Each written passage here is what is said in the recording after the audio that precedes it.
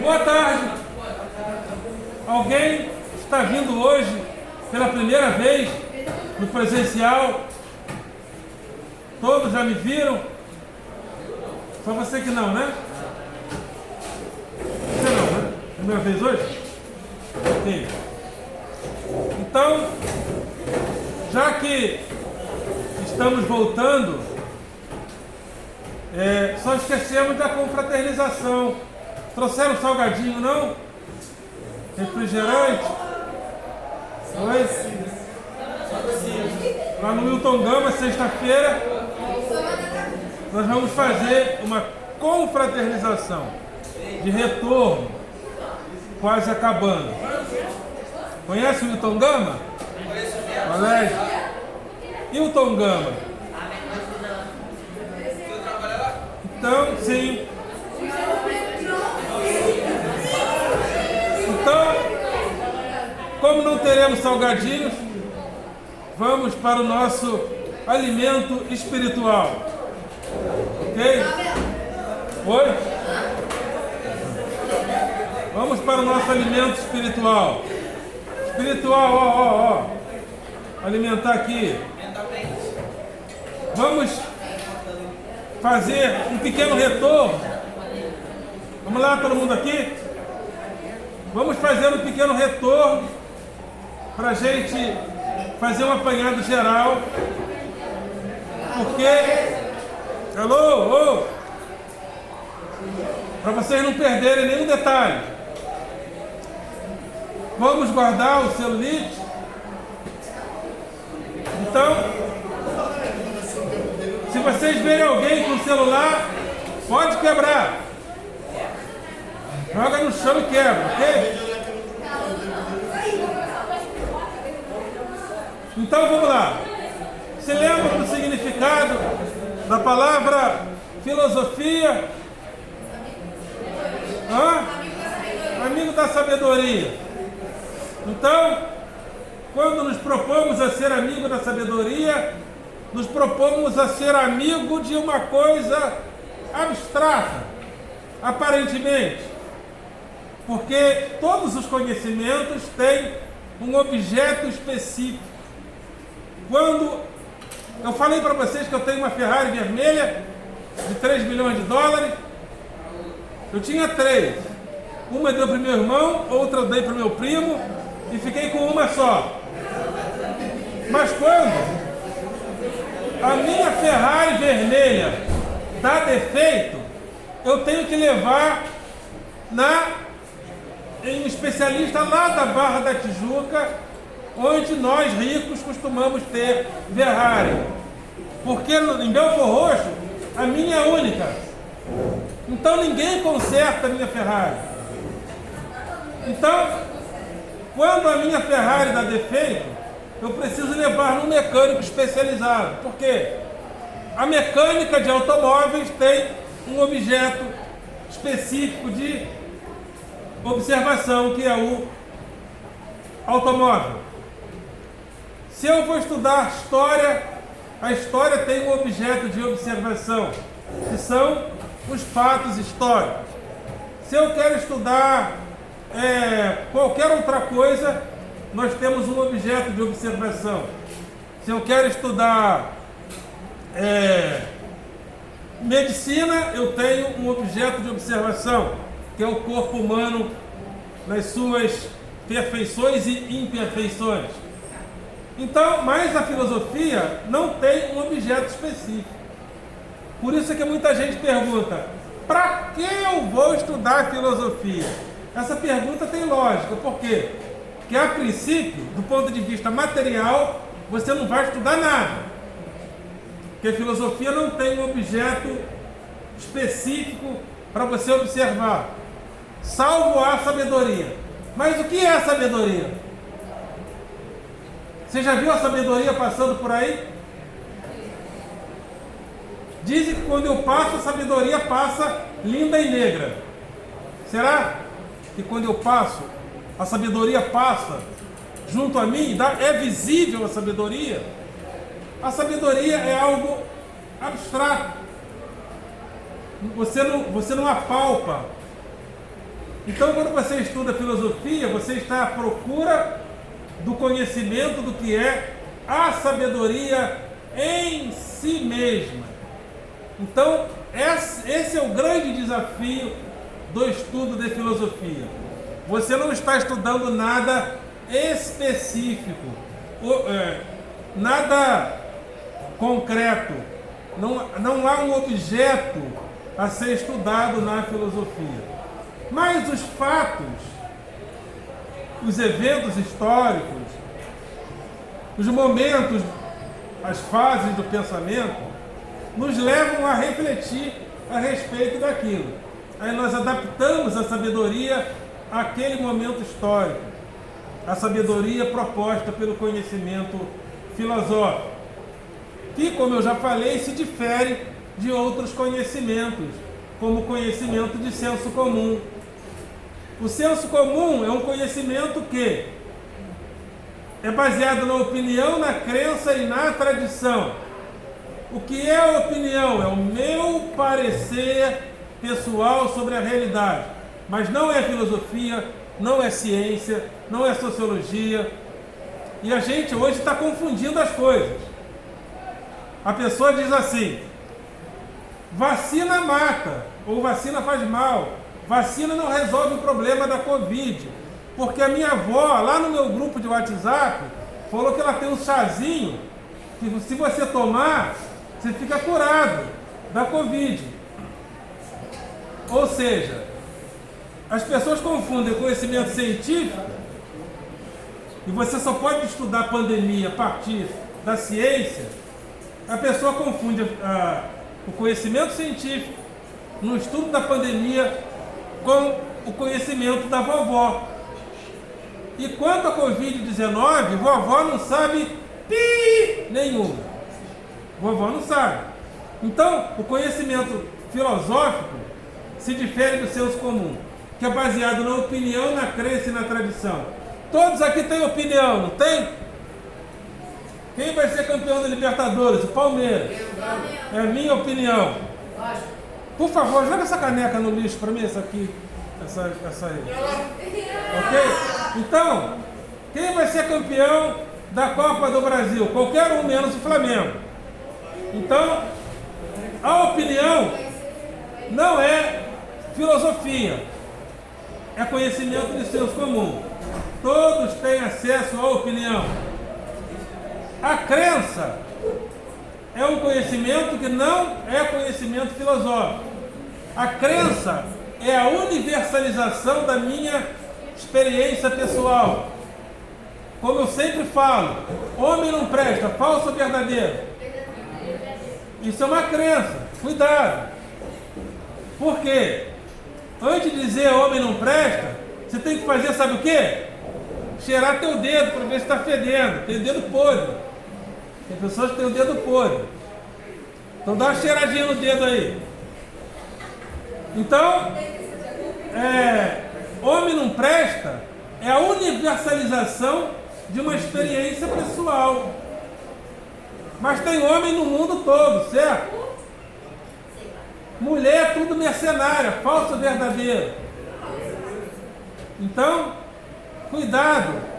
Quando a gente universaliza a nossa experiência pessoal ou coletiva, a gente está na crença. A crença é quando a gente tem uma impressão, uma experiência, e a gente acha que essa nossa experiência é a resposta para o mundo. E tem também a tradição. Quem me ensinou, que o Vascão é o melhor do mundo? É o meu pai. Por quê? Ser torcedor do Vascão é uma tradição. Torcer para o Flamenguinho é uma tradicinha. Entendeu? Então, quando o conhecimento passa de geração para geração, isso é uma tradição. Então, a crença, a opinião e a tradição é conhecimento de senso comum. Não é filosofia. Mas quando eu entro na filosofia, eu entro num conhecimento que faz parte de um conhecimento formal, especializado, que é baseado em alguns pressupostos. Filosofia é a criação, a elaboração e o domínio de conceitos. Para fazer filosofia, tem que dominar, elaborar ou criar conceitos. O que é um conceito? Conceito é a forma mais exata de um pensamento. Por exemplo, você é machista? Machismo é um conceito. Você é feminista? Feminismo é um conceito. Você é cristão? Cristianismo é um conceito. Então a filosofia procura estudar os conceitos. Alguém aqui é de esquerda? Ser de esquerda é participar de um conceito político. Ou você é de direita? Ser de direita é participar de um conceito político. Então, quando você está na filosofia, você procura dominar, elaborar ou criar conceitos. A matéria-prima da filosofia é o conceito. Agora, você já viu o conceito passando por aí? O conceito não é palpável. Não é apalpável. Por isso é que existe uma dificuldade em se estudar filosofia. Porque você não vê o conceito. Não apalpa o conceito. Não come o conceito. Não guarda o conceito, fisicamente o conceito. O conceito é, aparentemente, uma forma de pensamento de um determinado setor da sociedade, ou de vários setores da sociedade. Então é isso. Então eu comecei a falar de filosofia desde os seus fundamentos, porque agora a gente está voltando. Aliás, tem que fazer festa quando volta, gente. A gente tem que festejar mais essa volta é importante, sabia? Então eu esperava que ia chegar aqui, ia ter pagode, o pessoal indo até o chão. Eu achei que... Oi? Zeca Pagodinho tá do meu lado. Zeca Pagodinho tá aí? Tá aqui, ó. Mas é isso aí. Essa volta é importante. Até achei, não sei até que ponto ela foi oportuna a gente voltar agora no finalzinho, mas o que está me surpreendendo é que o pessoal voltou em massa. Percebi, eu pensei que o pessoal ia voltar assim desanimadinho, o pessoal voltou mesmo. E voltou e estava lá no estrogonofe, ó, mandando ver. No estrogonofe, gostei. Estrogonofe é bom, né? Aí quando tem estrogonofe a gente não pode nem ficar ali na rampa, porque senão o pessoal atropela.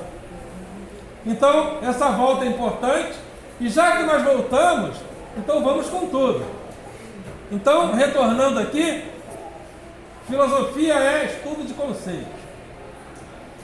E quando a gente se aproxima da filosofia,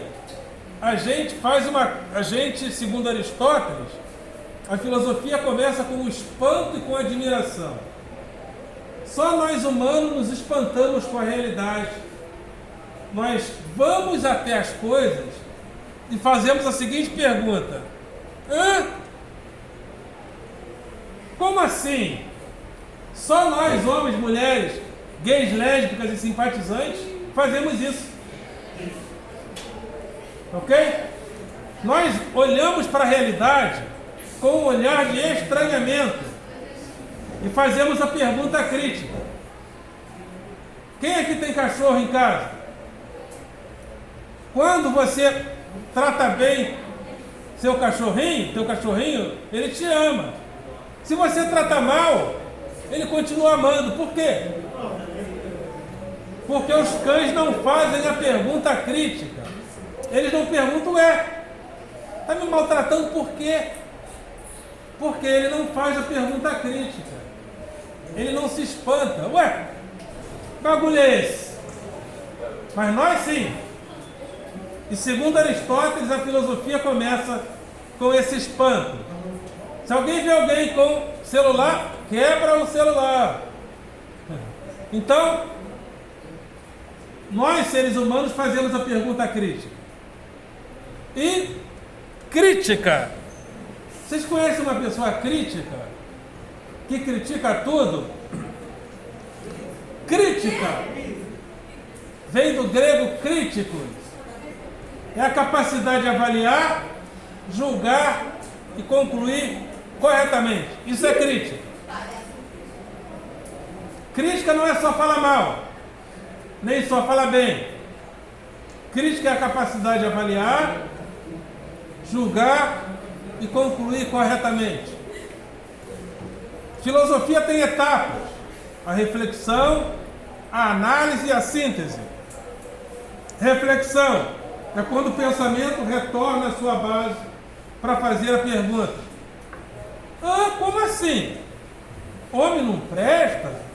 Ou eu tenho o dedo podre? Cheira o teu dedo aí. Ok? Então, isso é uma pergunta crítica. Mulher tudo mercenária? Ou eu frequento os lugares errados? A pergunta crítica. E a reflexão, a análise. Análise é quando você divide a realidade em partes.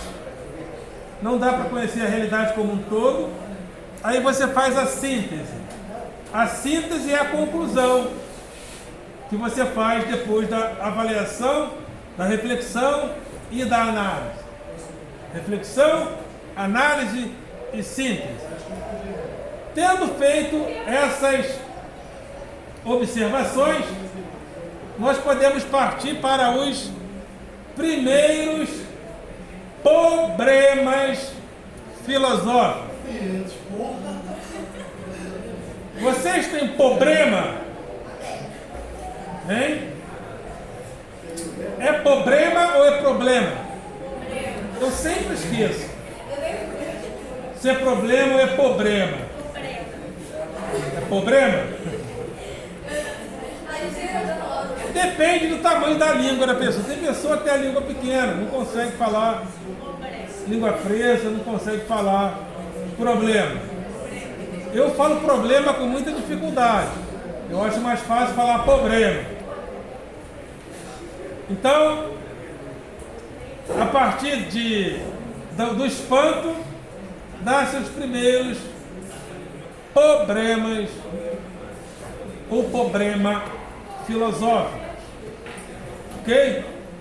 Então é isso. Bom vê-los, revê-los. Vamos escrever um pouquinho? Vocês são muito preguiçosos, hein? Aliás, deixa eu fazer uma pergunta. Essa nossa aula vai até que horas? 3h55? 55, né? Que horas são agora? 45 já? Muito rápido.